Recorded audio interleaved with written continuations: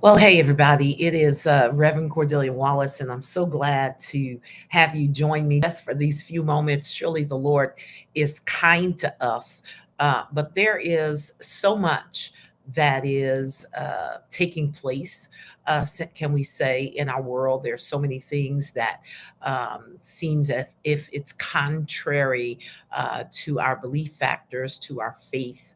And surely God is always moving and moving his people to new places. The Bible says it like this, that we go from faith to faith and from glory to glory. And for many of us, we are somewhere between um, being lethargic or being filled with unbelief, or being in a place that we are just not able to get ourselves out of being dependent on doing nothing.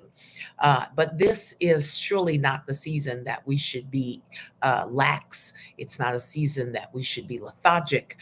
It is not a season that we should be frustrated, but it is a season that we should be motivated and mobile to move on to accomplish the purpose and plan that God has for us. Surely the enemy is always on his job. He comes to steal, kill, and destroy. But the Bible says that Jesus has come to give us life and to give it to us more abundantly. And so we must be fortified in this season to get to the other side. And one of the things that hinders a people from getting to the other side is the fact, one, that they don't have anyone to help them. And then two, they don't know if there's anything on the other side. Well, Jesus would never send you to a place or position you to go to a place, and there is not opportunity there. Jesus would never put you in a posture to take you someplace and then set you back centuries or days or years. He is always moving us to a place of mobility and forwardness. And so I think it is necessary that as we navigate into the 2023 year, as we come to the latter part of this 2022 year, as we address the last quarter of this year, as we prepare for the fall of the year, the winter of the year, that we must also be a people that are prepared to get to the other side. Without knowing what's on the other side, without having someone to give us a strategy for the other side, or a plan for the other side, or the dots coming together for the other side. It is just up to us to be those persons that still trust and believe what God has said to us and about us. The Bible says that even in chapter number 8 of Luke, it says, "Now it came to pass on a certain day that he went into a ship with his disciples, and he said unto them, Let us go over unto the other side." I just wanted to take this moment and say they did not know what they were going into. They did not anticipate that there would be a storm. They did not anticipate that multiplied blessings would be on the other side, or healings would be on the other side, or deliverance would be on the other side. They were clueless to this, but they had come to a place where they could trust God, where they could not trace him. They had come to a place where his power was not only on the inside of them, for greater is he that is in us than he that is in the world.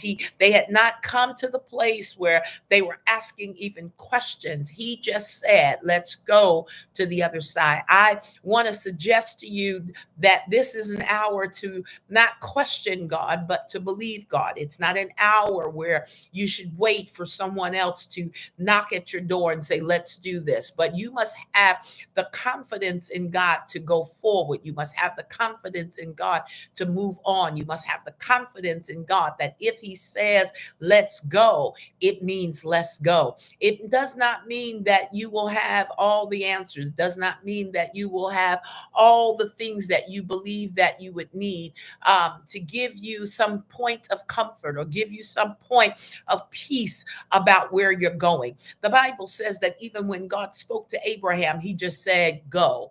And I want to say that even on this afternoon, this morning, whenever you may take this opportunity to view this YouTube clip, that God is saying, don't get stuck where you are. Don't become so comfortable where you are. Don't become so lax about doing something or activating something that does not even look like what you would do. But I continuously hear God saying that He is moving us, thrusting us into new opportunities, new places, new doors, and new things are getting ready to happen. But if you get stuck on the wrong side, you surely will not have an opportunity to meet the multiplicity of blessings that God has for us. The Bible says that Jesus speaks to them and says, let us.